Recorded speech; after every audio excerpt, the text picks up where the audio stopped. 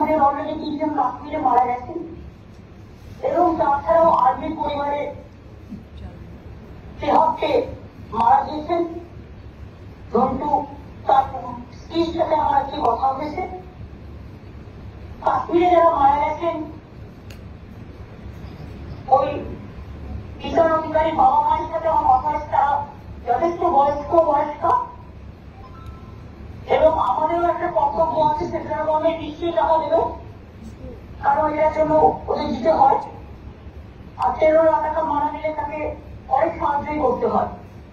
আমরা যেটা সিদ্ধান্ত নিয়েছি যে আমরা 10 লাখ টাকা করে পরিবারগুলি দেব এই পরিবারগুলোকে, যারা 13 টাকা মারা গেছে এবং আর্মি ভাই তিহট্টে মারা গেছে। তবে একটা ক্ষেত্রে যেটা বাবা মা যাদের আছে কুস্তিগিয়া, তাদের আমরা টাকাটা দুভাবে ভাগ করবো। 5 লাখ টাকা ওয়াইফের নামে যাবে, 5 লাখ টাকা যাবে বাবা মার নামে। আর একটা যে বিটারের বাবা মা যে আছে তারা খুবই বয়স্ক, তার ছেলের পয়সায় ওষুধ কিনতে হতো।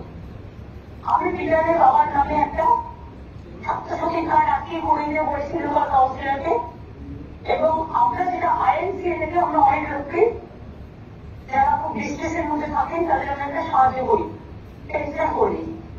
বিটারের বাবার নামে একটা 10,000 টাকার পেনশন আমরা করে দিচ্ছি, যাতে ওনার মেডিসিনের জন্য কোনো অসুবিধা না হয়। প্লাস 5 লাখ টাকা ছাত্রছাত্রীর কার্ড দিচ্ছি এবং বাবা মার নামে 5 লক্ষ টাকাও আমরা দেবো। পরিবার প্রতি 10 লক্ষ টাকা করে আমরা দেবো রাজ্য সরকার থেকে। এই যে 5টি পরিবার আছে, 5টি পরিবারকে তুমি হচ্ছে যদি কেউ চাকরি চান, যেমন আমাকে তিহট্টের স্ত্রীর সাথে আজকে আমার কথা হয়েছে। তিনি 12 সাল পাস করেছেন, গ্রাজুয়েশন করতে গিয়েছিলেন, তাই কমপ্লিট করা হয়নি, তো তাকে আমরা একটা চাকরি করবো আইন অনুযায়ী, special as a special case. এবং তার বাচ্চা দুটো আর্মি স্কুলে পড়তো, ওরা এখানেই থাকবে। আমি তো অলরেডি সিএস তোমাকে কথা বলতে বলেছি মনোজ, জিজ্ঞেস করে নাও যে ওরা ওখানে থাকবে না ওরা কলকাতায় থাকবে, কারণ আর্মি স্কুল কলকাতায় আছে, তিহট্ট থেকে মনে হয়নি। তাহলে আমরা অন্য ভালো স্কুল থেকে সেখানে বাচ্চাগুলো পড়াশোনার ব্যবস্থা করতে পারি। আজকে বিশেষ করে বলার ছিল, কারণ যারা মারা গিয়েছে তারা তো ফিরে আসবে না, কিন্তু তাদের পরিবার পরিচালনা করতে ভালো হবে।